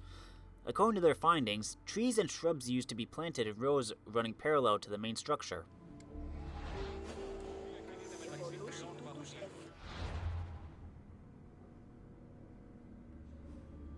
And let's just pick up this bit.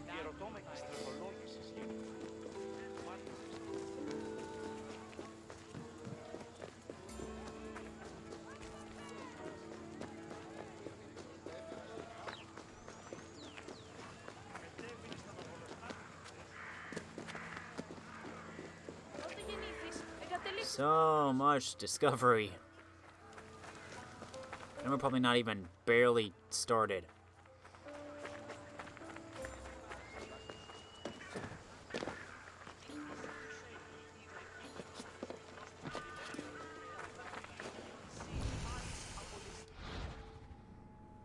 Trials were presided over by official magistrates, and the jury was composed of citizens, or helliasts. Any citizen could make an accusation, and if the defendant was convicted, the accuser received a portion of the sentence fine. This practice led to the eventual appearance of professional accusers known as sycophants. The accuser and defendant were given equal time to speak, and their allotted time was measured by a water clock called a clepsydre. Their speeches were often prepared by professionals known as logographs. After the speeches, jurors secretly cast their votes by putting a token in one of two urns. Interestingly, if the accusation was unfounded, the accuser could be convicted instead.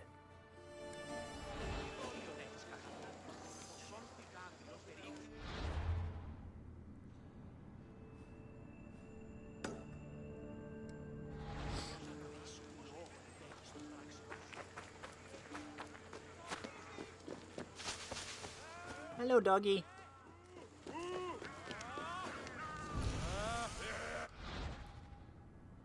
Athenian coinage was the most abundant Greek coinage in the 5th century.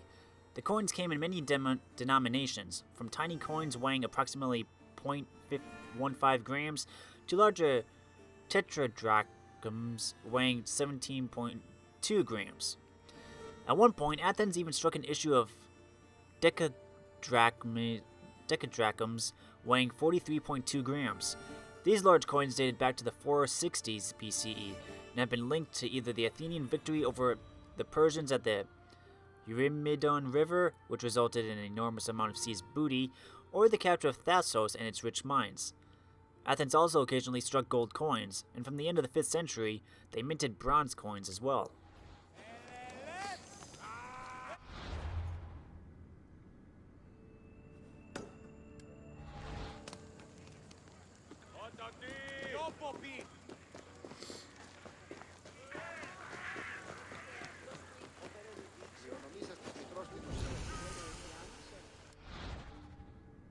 The South Stoa was, unsurprisingly, located on the south side of the Agora. Built during the first decade of the Peloponnesian War, the building was around 80 meters long and large enough to contain 16 rooms.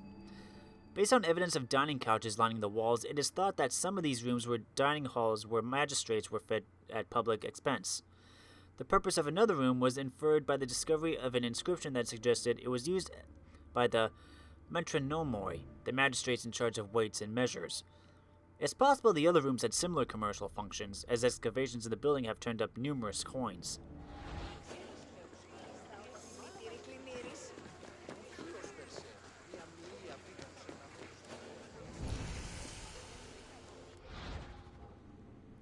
Water was supplied to the Agora through fountain houses.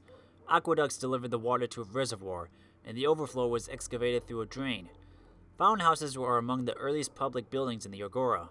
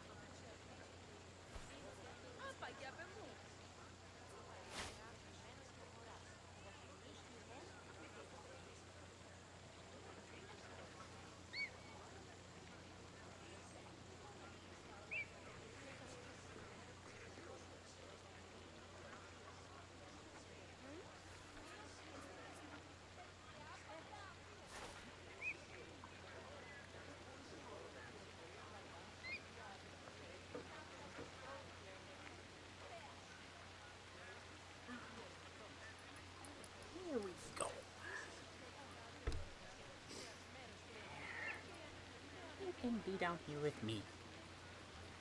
Or not. Never mind. Anyway, back to the tour.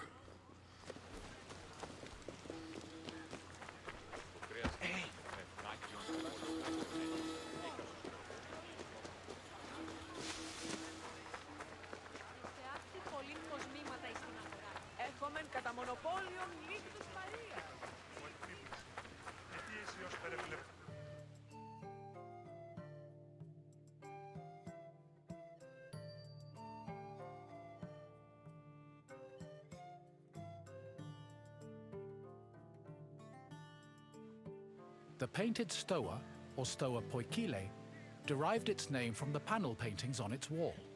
The paintings were created in the 5th century BCE by famous artists like Polygnotus and depicted Greek military victories like the Battle of Marathon. The stoa served as a public meeting place for citizens, but it was especially popular with philosophers who used the space to pass on their teachings. In 301 BCE, the philosopher Zeno of Kition chose the Stoa Poikile as the location for his school of philosophy, the appropriately dubbed Stoicism.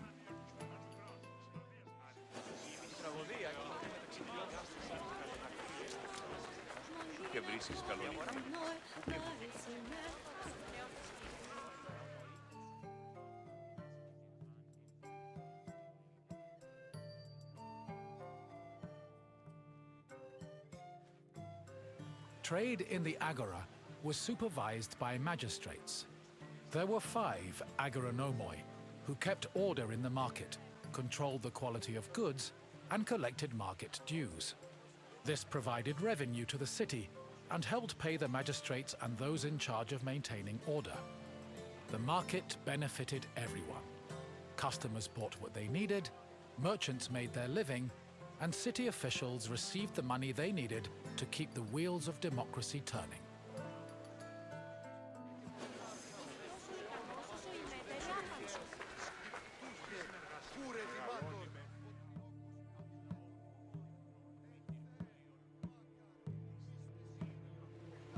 The original Temple of Apollo Patrous was built around 535 BCE by Pisistratos, but was destroyed by the Persians during their invasion a few decades later. It long remained in ruins, except for the altar, which was left standing as a reminder of the Persian sacrilege. Eventually, a new temple was built in the 4th century BCE. Inside was a statue made by Euphranor, the same artist who painted in the Stoa of Zeus. The temple held special significance in Athens, as it was connected to the origin of the city's people. The name Patrous, meaning fatherly, referenced the belief that Apollo was the father of Aeon, founder of the Ionian Greeks, from whom all Athenians are descended.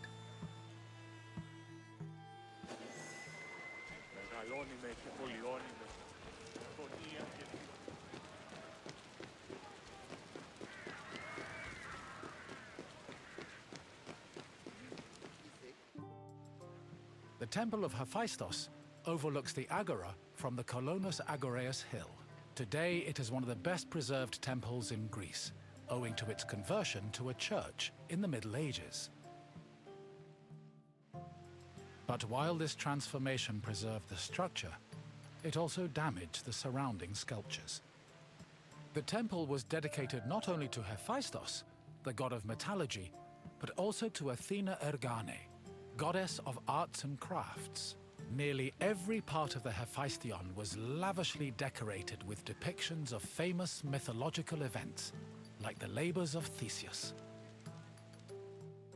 The Theseus scenes gave the temple the nickname Thesion, a name that lives on today as a city district in Athens.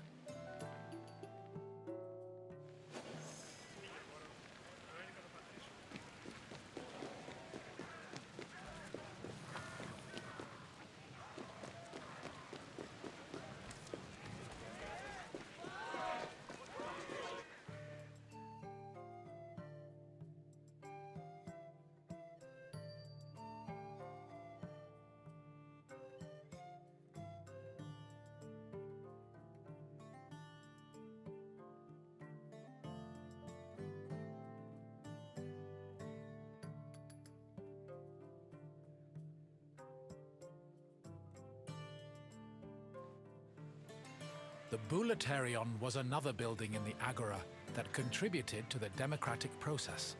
It housed the Athenian Council of Citizens, the Boulei.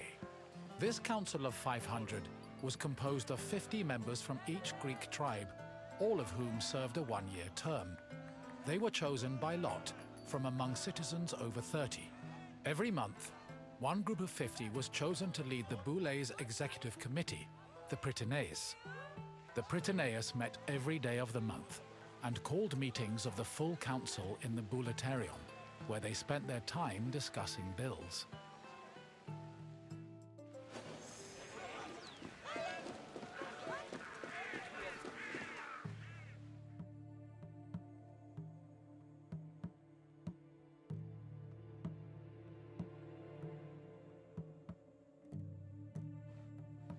The Prytaneon was one of the most important buildings in the Agora, as it was the headquarters of the Prytaneis. The Prytaneis was the executive committee of the Boulei, who ran the city's daily operations. The Prytaneis dined in the Prytaneon, and 17 of them slept on site to ensure there were always officials available to deal with emergencies. The Prytaneon also housed the official weights and measures of the city. The Fire of Hestia, which provided sacred fire for all public sacrifices, was also located there.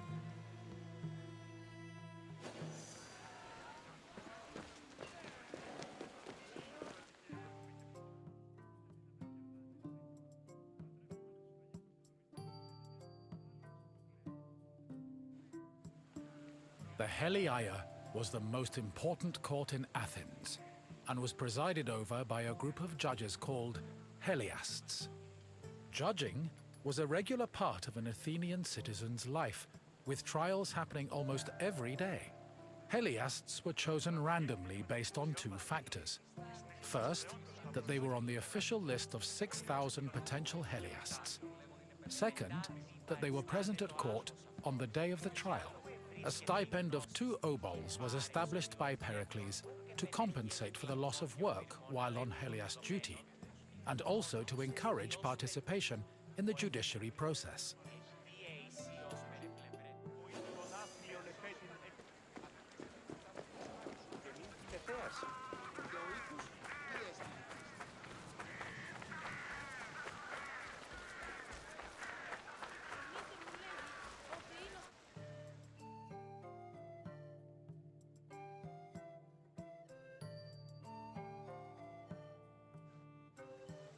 In the Agora, an Athenian could buy and sell many different products.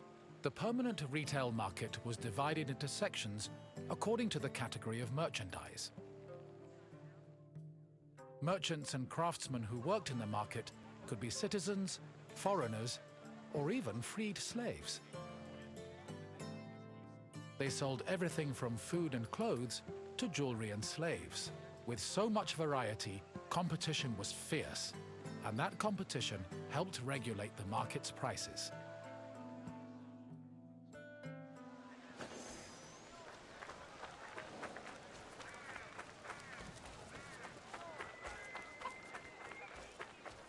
Ο της θαλάσσης πόλεμος επαξείται, ωραία.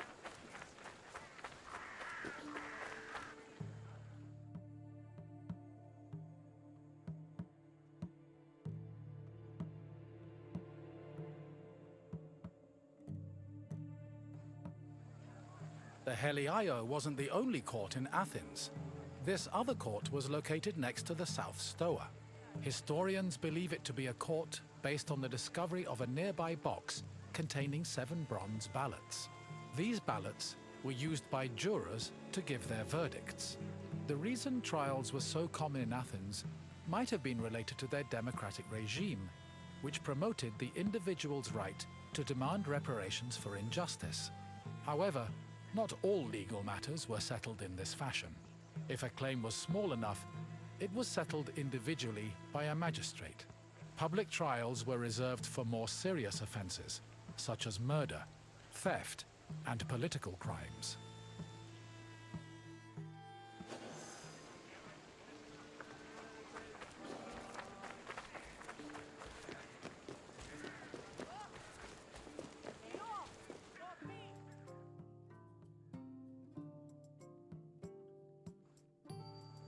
The mint was where the city made its coinage.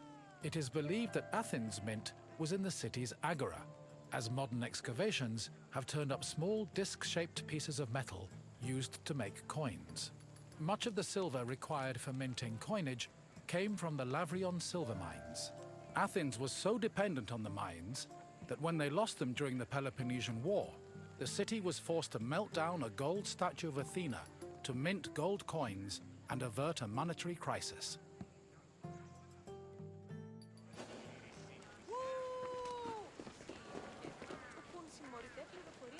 You have now experienced the Agora, following in the footsteps of countless Athenians before you. I hope the trip has impressed upon you how important this place was to trade, politics, and law. If you have any questions, don't hesitate to ask. Very well. Let's begin. Which philosopher's school took its name from the painted Stoa?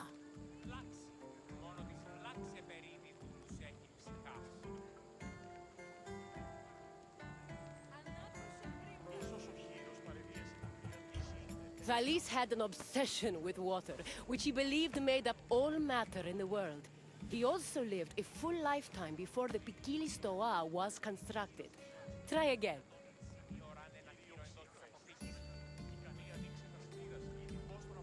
Socrates was one of the greatest minds in Greece, but there are no records of him teaching at the Painted Stoa. Try a different answer.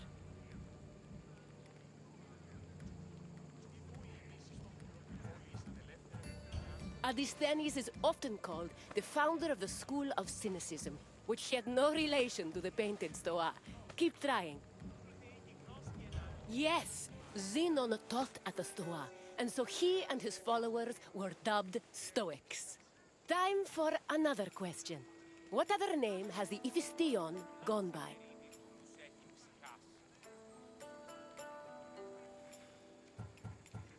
The Voulephtyrion was where the council known as the Vouli met to discuss civic matters. Keep trying.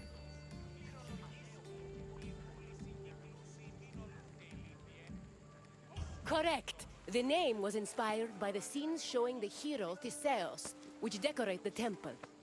Only one question left. When Athens lost the Lavrion silver mines during the Peloponnesian War, which statue did they melt down to mint new coins?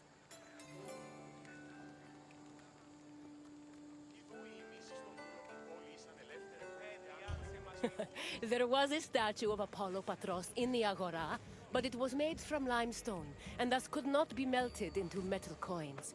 Try again. Correct. The Athenians melted down a statue of Athena to mint gold coins. It's clear you are very familiar with the Agora of Athens. I'm impressed. As you wish. Let's see what else Greece has in store for you.